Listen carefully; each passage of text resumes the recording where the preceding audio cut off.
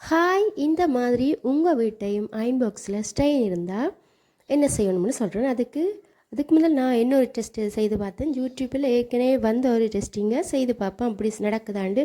அதாவது அயன் பாக்ஸை நல்லா ஹீட் பண்ணிவிட்டு கல்லுப்பு அல்லது நீங்கள் பவுடர் பண்ணாலும் ஓகே, அதை போட்டுட்டு ஹீட் ஆகிட்டு அயன் பண்ணி பார்த்தா சரியாகும்னு சொன்னாங்க. சரி, நானும் அதை செய்வோம்னு செய்து பார்த்தா என்னோடய அயன் பாக்ஸில் ஸ்டெயின் போகவே இல்லை, அப்படியே இருக்குது. சரி, நான் ஒரு நியூ ஐடியா செய்து பார்ப்போம்ண்டு வினிகரை எடுத்து ஒரு டிஷ்யூவும் எடுத்து அதில் நல்லா வினிகரை துவைச்சிட்டு அதை அயன் பாக்ஸில், அதாவது சூடு பண்ணாமல் அயன் பாக்ஸில் அப்படியே வச்சுட்டு நைட் ஃபுல்லாக அப்படியே விட்டுட்டு மார்னிங்கில் எழும்பி பார்த்தேன், அது ஃபுல்லாக அந்த ஸ்டெயின் ஃபுல்லாக போயிடுச்சுங்க.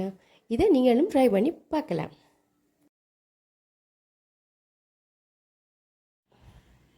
நாங்கள் பொதுவாக அரிசியோ பயிரோ பருப்போ என்னென்னாலும் ஒரு சொப்பு பேக்கில் வச்சுருப்போம். அந்த சொப்பின் பேக்லேருந்து எங்களோட பவுலுக்கு போடைக்கு அது நிலத்துலலாம் கொட்டணும்.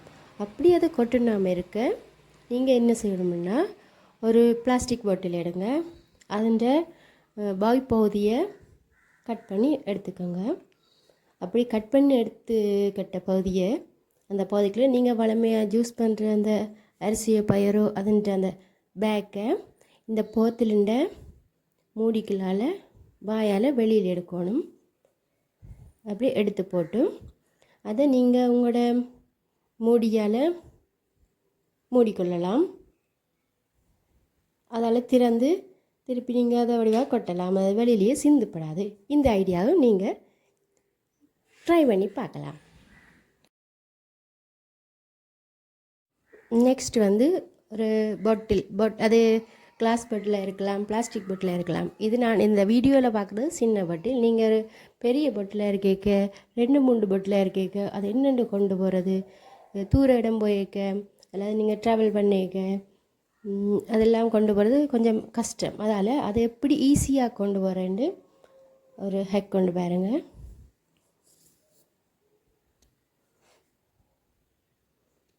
இதுக்காக ஒரு ட்ராப்பும் கொண்டு போகணும். நீங்கள் கூட அந்த பிக்னிக் போகிறாக்கள் இப்படி ஜூஸ் பண்ணிக்கலாம். 2-3 பாட்டில் சேர்ந்து கையில் கொண்டு போகலாம்.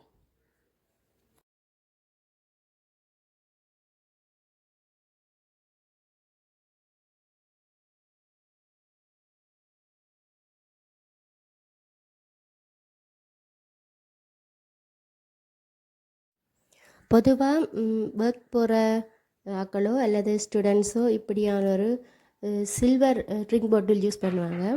இந்த சில்வர் ட்ரிங்க் பாட்டிலில் நார்மலான தண்ணியில் கால்சியம் இருக்கும். அந்த கால்சியம் அடிக்கடி ஜூஸ் பண்ணிக்க இந்த தண்ணி பாட்டில் கால்சியம் தண்டை பாட்டில் அது உறைஞ்சிடும். ஸோ நாங்கள் இதை கால்சியத்தை இல்லாமல் பிறகு ஒரு ஈஸியான மெத்தட், அதாவது சிட்ரிக் ஆசிட் எல்லார்ட்டையும் இருக்கும், தெரியும், கடையில் நார்மலாக வாங்கலாம்.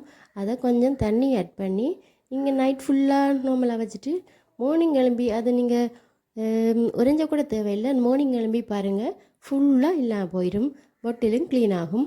இந்த மெத்தடை நான் அடிக்கடி ஜூஸ் பண்ணுறேன். நான் அதனால் உங்களுக்கும் சொல்கிறேன், நீங்கள் ஜூஸ் பண்ணி பாருங்கள். இது 100% ஓகே ஆகும்.